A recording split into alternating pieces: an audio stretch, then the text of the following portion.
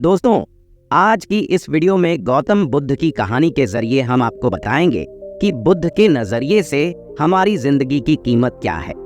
हम में से बहुत से लोग अपनी जिंदगी की वैल्यू नहीं समझते और अपने जीवन को ऐसी चीजों में बर्बाद कर देते हैं जिनसे हमारा नुकसान ही होता है। कुछ लोग अपनी जिंदगी शराब के पीछे बर्बाद कर देते हैं, तो कुछ लड़कियों के चक्कर में, और कुछ अपनी सारी जिंदगी पैसा पैसा करके बर्बाद कर देते हैं। आज की इस बुद्ध कहानी के जरिए आप जानेंगे कि हमारी जिंदगी कितनी कीमती है और हमें अपनी इस कीमती जिंदगी को किस तरह जीना चाहिए। एक बार की बात है, गौतम बुद्ध अपने शिष्यों को जिंदगी से जुड़ी अच्छी बुरी चीजों का ज्ञान दे रहे थे। सभी शिष्य उनकी बातों को बहुत ध्यान से सुन रहे थे। उन सभी में एक शिष्य ऐसा था जिसे प्रश्न पूछने की बहुत आदत थी। वो उठकर गौतम बुद्ध के पास गया और उनसे बोला, आप हमें जिंदगी के बारे में जो कुछ सिखा रहे हैं उस सब का क्या फ़ायदा? क्योंकि हम में से बहुत से बच्चों को ये भी नहीं पता कि हमारे जीवन का मूल्य क्या है और ये जीवन हमारे लिए कितना कीमती है। पहले आप हमें ये बताइए कि इस जीवन का मूल्य क्या है। अपने शिष्य की बात सुनकर गौतम बुद्ध अपने कक्ष में गए और एक चमकता हुआ पत्थर का टुकड़ा लेकर आए।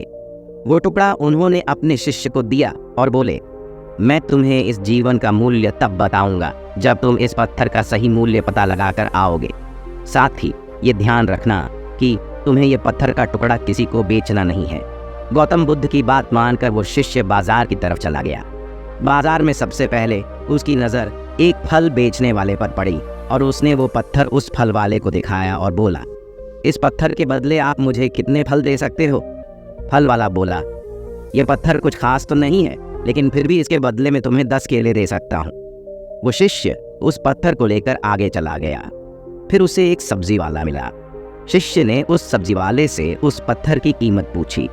सब्जी वाले ने उस पत्थर को ध्यान से देखा और बोला, इस पत्थर की कीमत के बदले में तुम्हें ज़्यादा से ज़्यादा एक बोरी भरकर सब्जियां दे सकता हूँ। इसके बाद वो शिष्य उस पत्थर को लेकर एक सोने के व्यापारी के पास गया।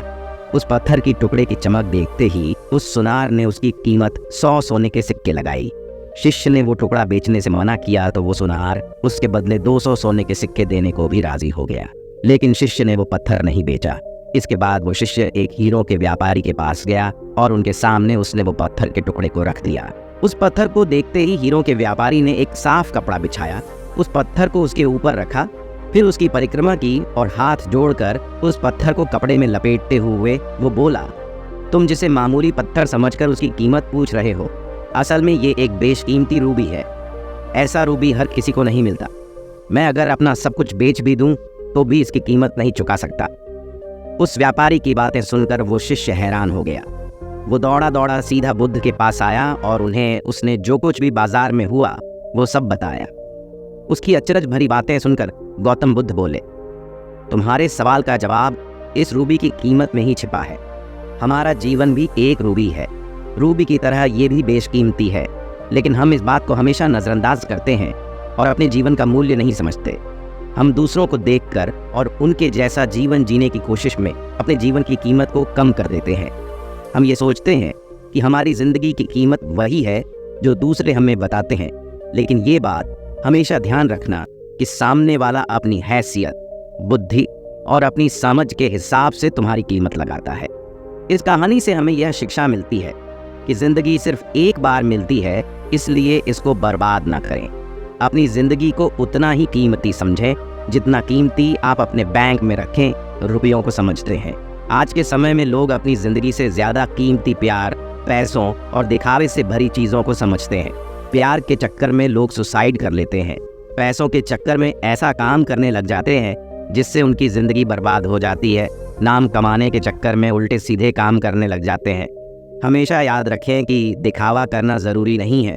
प्यार दोबारा मिल सकता है, पैसा फिर कमाया जा सकता है, लेकिन ज़िंदगी को फिर से पाया नहीं जा सकता।